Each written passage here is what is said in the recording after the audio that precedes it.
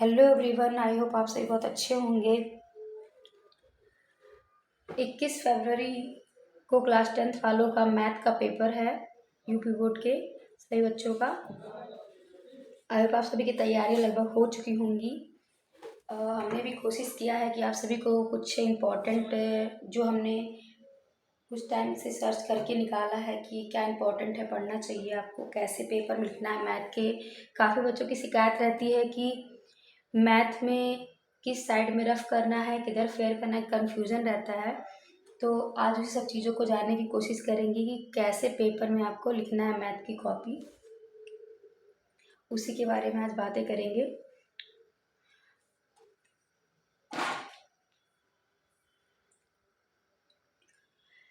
One से लेकर 20 तक आपके ऑब्जेक्टिव क्वेश्चंस रहते हैं।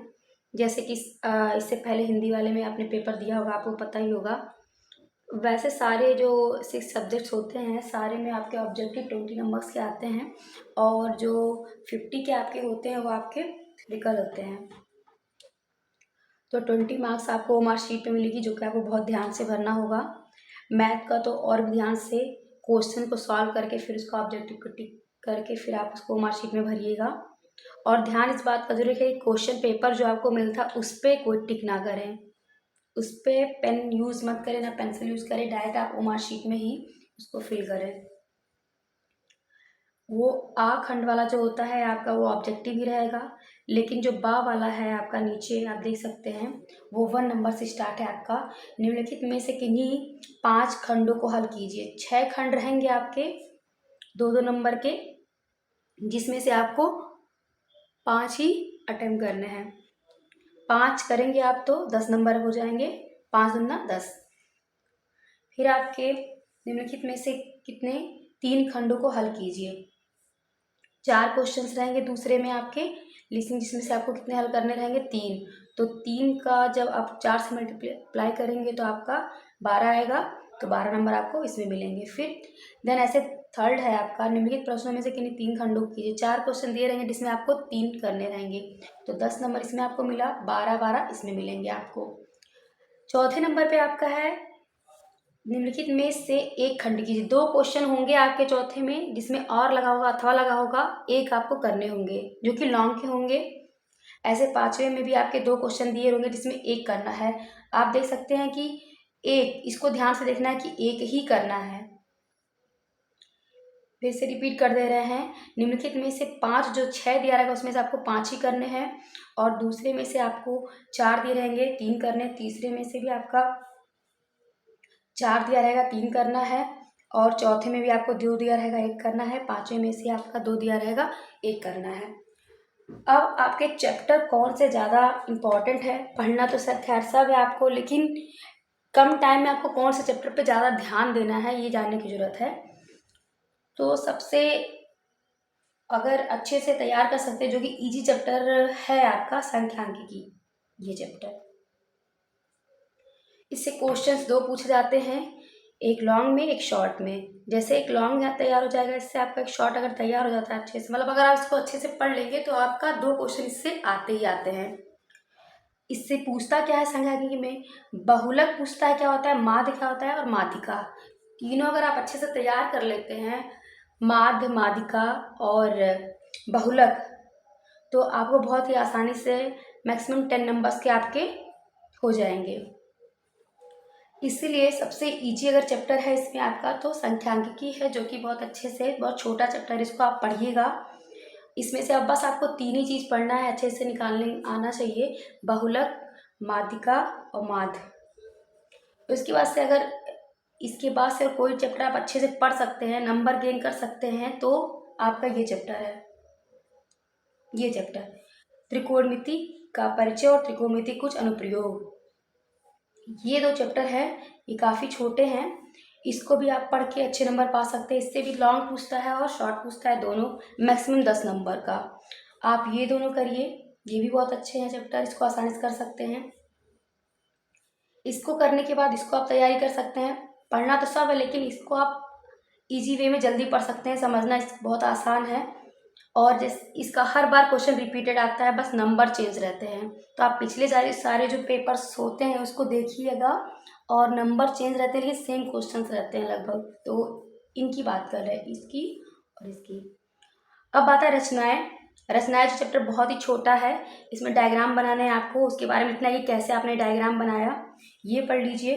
इसका चित्र बनाना सीख लीजिए, इसको प्रकार कैसे इसको रखते हैं, केंद्र बनाते हैं, गोला बनाते हैं, वृत्त बन जाता है, त्रिज्या कितनी लेते हैं, इसको अच्छे से तैयार कर लीजिए। प्रैक्टिस करिए इसका, अभी है टाइम आपके पास 24 घंटे से भी ज़्यादा। प्रैक्टिस करिए इसको, ये भी बहुत अच्छा चैप्टर है जो आसानी से तैयार हो जाएगा। देन इसके बाद ये वृत्तों से संबंधित क्षेत्रफल, ये और ये। इसके बाद वृत्तों से संबंधित क्षेत्रफल भी आप तैयार कर सकते हैं, बहुत अच्छा चैप्टर ये भी।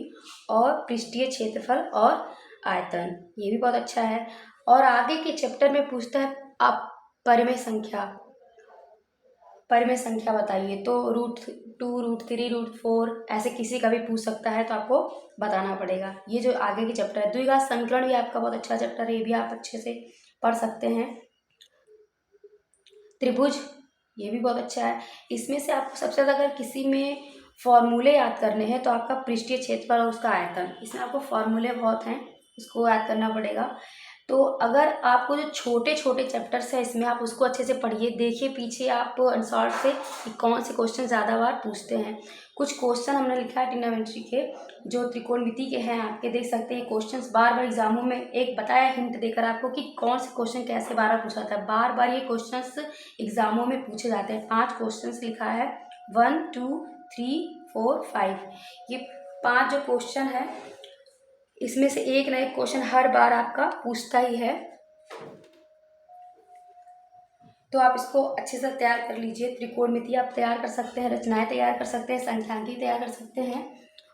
जो क्वेश्चन देखिए बार बार अधिक बार आए उसी को आप रिपीट करें, यही एक इसका समझने का तरीका है कि कौन सा हम पढ़ें।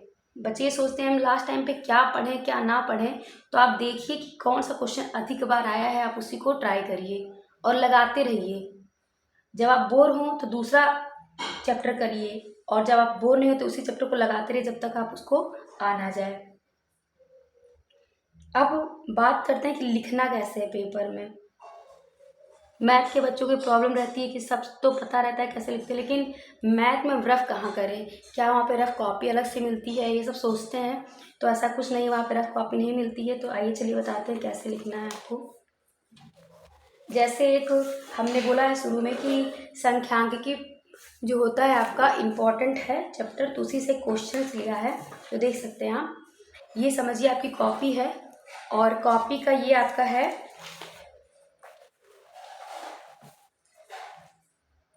राइट और ये लेफ्ट है, ये दाहिना और ये बायां। तो जो दाहिना आपका होता है पार्ट, ये आपको यहीं पे आपको क्या करना है, फेयर करना है। कोई भी क्वेश्चन आपको करना है अगर, तो दाहिने साइड में करिए।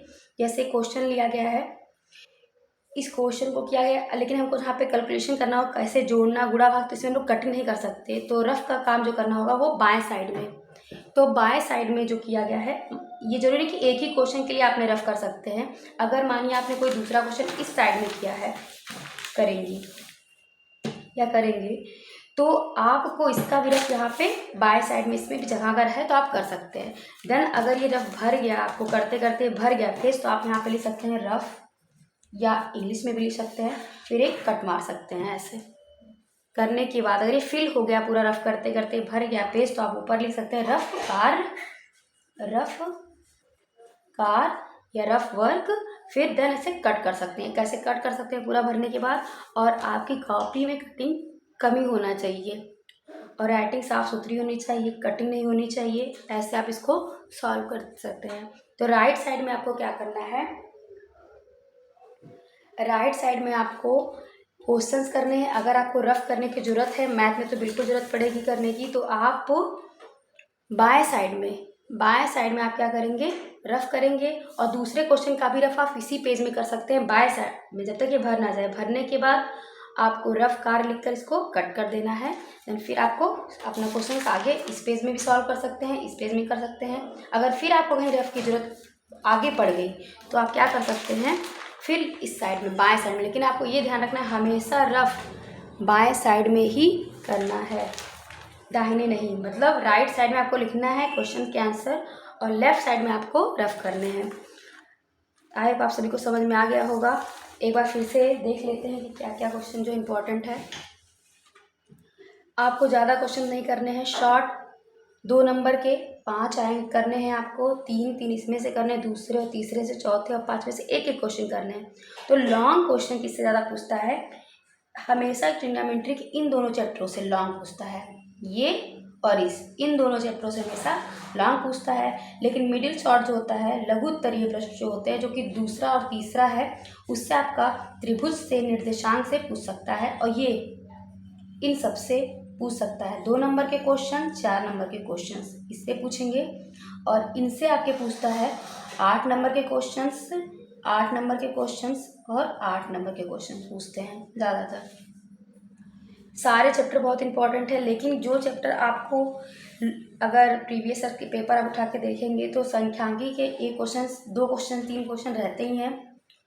ट्रिग्नोमेट्री के 3 या 4 क्वेश्चन मैक्सिमम रहते हैं। ऑब्जेक्टिव में भी इसके क्वेश्चन ज़्यादा आपको मिल जाएंगे। निर्देशांक ज्यामिति के भी क्वेश्चंस आपको मिलेंगे, और 2 चर वाली रेखा संख्या समीकरण, ये भी आपको, वास्तविक संख्या, रूट का मान, ये भी आपको कर लेना है। जो ये चैप्टर है तो इजी है, इसको आप तैयार कर सकते हैं और अच्छे नंबर ला सकते हैं। और ये ट्रिग्नोमेट्री के कुछ इम्पोर्टेंट क्वेश्चंस